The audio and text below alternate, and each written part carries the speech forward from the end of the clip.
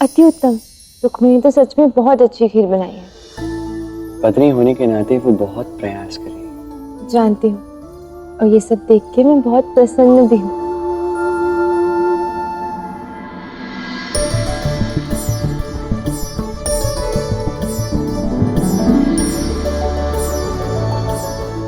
रुक्मिणी, तुम्हारी खीर के चर्चे तो पूरे महल में गूंज रहे।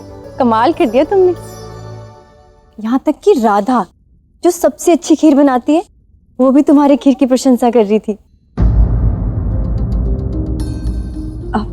पिताश्री, अब विवाह दान आप कीजिए। अवश्य पुत्र।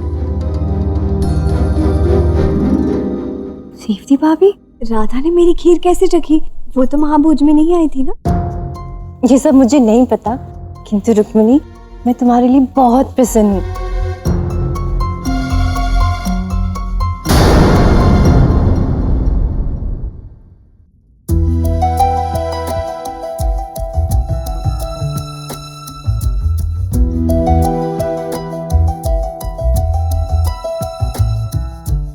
राधा, मैंने सुना कि तुमने मेरी खीर की प्रशंसा की। बिल्कुल, तुमने आज इतनी स्वादिष्ट खीर जो बनाई थी। तो ये तो मेरी चुनौती का प्रमाण हुआ ना। कृष्ण की पसंद की खीर बनाने में तुम्हें वर्षों लग गए, किंतु देखो, मैंने तो ये कुछ ही समय में सीख ली। किंतु मुझे ये जानना था कि तुमने ये खीर कब खाई और कैसे? तुम तो महाभोज में नहीं आई थी ना। वो कृष्ण स्वयं आया था मुझे चखाने।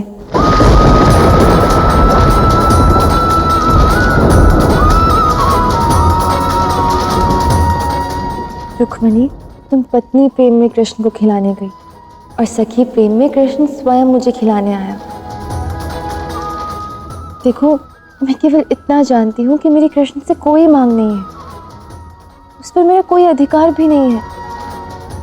इसलिए कृष्ण प्रेम का प्रवाह मेरी और अखंड बहता ही रहेगा।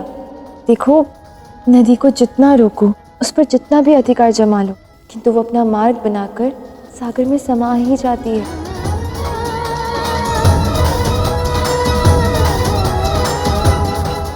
इसलिए यदि आप स्वयं सागर बन जाओ तो नदी स्वयं आपकी ओर आ ही जाती है।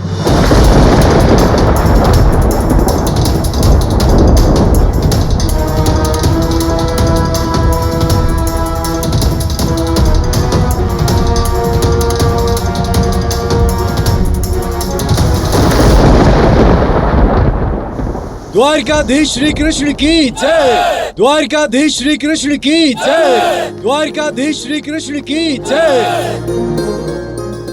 क्या बात है, आज समस्त द्वारका वासी अपने द्वारकाधीश को स्मरण क्यों कर रहे हैं? पुत्र कृष्ण, आज समस्त द्वारकावासी तुम्हारा धन्यवाद अर्पित करने हेतु यहाँ एकत्र हुए हैं। पुत्र, इन सभी का मानना है कि तुम्हारी ही कृपा के कारण ये सभी कुशल हैं और इस भव्य नगरी द्वारिका में अपना जीवन बड़ी ही प्रसन्नता पूर्वक व्यतीत कर रहे हैं।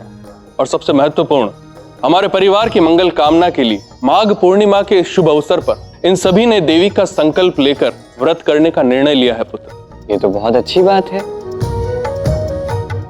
इसमें यदि हम कुछ काम आ पाए तो ये हमारे लिए तो सौभाग्य होगा।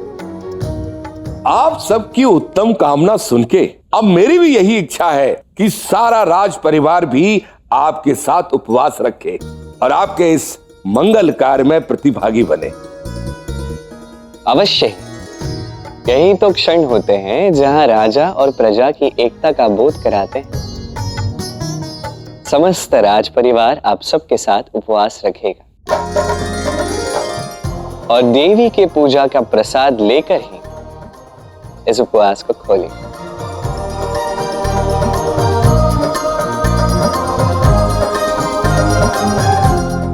धन्यवाद श्री कृष्ण। आज रात चंद्र पूर्णिमा, दर्शन के लिए अवश्य आइएगा। अवश्य आऊं।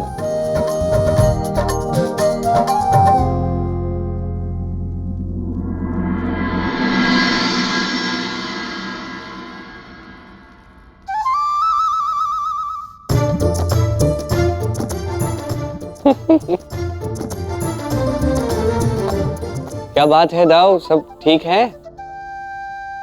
क्या ठीक है कल? यदि प्रजा को उपवास रखना है तो रखे ना, समस्त प्रजा रखे, मैंने कब मना किया है? किंतु राज परिवार क्यों उपवास रखेगा भला? अब तुम्हें तो ज्ञात है ना, मुझे ये भोजन और कुश्ती में विघ्न तनिक भी नहीं भाता है, और अब ये वचन दे दिया तो ठीक है ना बलराम दाऊ, आप उपवास मत रखिएगा। क्या हुआ?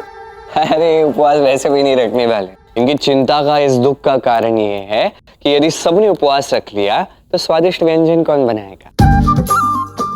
इसी कारण से चिंतित है हमारे दाऊ। क्यों दाऊ? वही तो। आप सच में इस बात को लेकर चिंतित हैं? हाँ रुक्मिणी, और किस बात की चिंता होगी मुझे? ठीक है बलराम दाऊ, आप चिंता मत कीजिए। आज रात्रि को मैं आपके लिए बहुत स्वादिष्ट भोजन बनवाऊंगी। सच? सच। धन्य हो।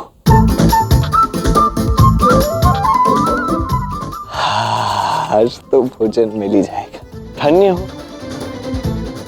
ठीक है, अब आप सज्ज हो जाइए। सज्ज हूं मैं क्योंकि इस अध्याय का सबसे अद्भुत क्षण अब आरंभ होने वाला है। किंतु मैंने तो केवल भोजन में कुछ व्यंजन ही मांगे, इसमें कौन सा नया अध्याय आरंभ कर दिया मैंने?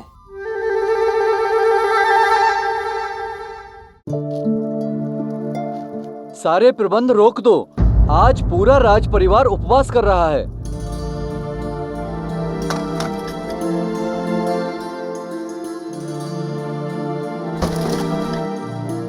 राधा जी, अभी तो इन्होंने कहा भोजन नहीं बनाना है। नहीं, सारा राज परिवार उपवास नहीं करने वाला है। एक सदस्य है जो सबका भोजन करेगा, हमारे बलराम दाऊ। उन्हें भोजन और कुश्ती में विघ्न नहीं भाता। उनके लिए तो विशेष व्यंजन बनाने होंगे।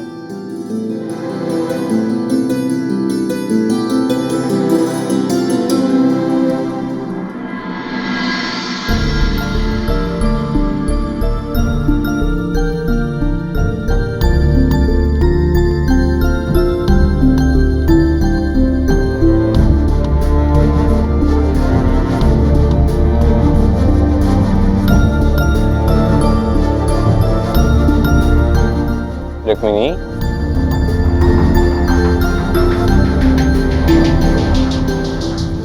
अब यहाँ मुझे तो लगा आप दाऊ के भोजन का प्रबंध करने गई हैं। हाँ, मैं वहीं जा रही थी, पर मन में एक प्रश्न आया तो यहाँ चली आई। अपने मन की बात अपने पति के समक्ष कहने में कैसा संकोच? कहिए। कृष्ण, अब द्वारका के सुंदर वनों में मीठे कंद की प्राप्ति अवश्य होगी, तो मेरी इच्छा थी कि मैं आपके हाथों से लाए हुए कंद से ही अपना उपवास खोलूं। आप ले आएंगे ना? अब इसमें पूछने की क्या आवश्यकता है? अर्थात आप ले आएंगे? अवश्य लाऊंगा। ठीक है, तो मैं आपके लिए फलाहार ले आती हूँ।